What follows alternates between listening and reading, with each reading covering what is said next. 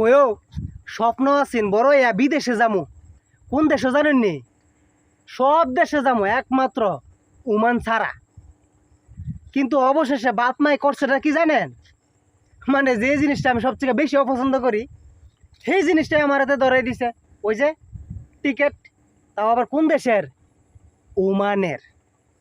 এখন কত হলো ওমানে গেলাম, এরপরও ভাবলাম যে যাক ওমানে যদি তাই পড়ছি টাকা মোমো অনেক, জীবনে দরকার আছে টাকা, গরমু বিদেশ বাড়ি, তারপর হচ্ছে ঢাকা। যখন ওমানে গেলাম, ও মা, মালিক পড়লো বাঙালি। বাঙালি তো পড়ছে তাও সমস্যা নাই, এমন বাঙালি পড়ছে হালাইছে আস্তা বড় মাদারি। এখন প্রত্যেক মাসে মাদারির সাথে টাকা নিয়ে করতে হয় ঝগড়া। আমি আবার একটু সোজা সাজা ছিলাম, পারতাম না তার লগে কইরা ঝগড়া। এরপরে ওই আন্তিকা দিলাম তারে ফিরা দিয়ে গেলাম ভাগ্যা দুবাই। ওখানে গিয়া 3 বছর ভালোই কামাইলাম।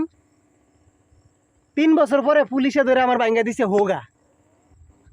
এখন বাংলাদেশে আয়া রাজমিস্ত্রির পিছনে দেই ঠেলা, আবার ইডে আর বালুয়ে আমার মিলে দেয় ডলার কামাই এখন বাংলাদেশে আয়া ডলার।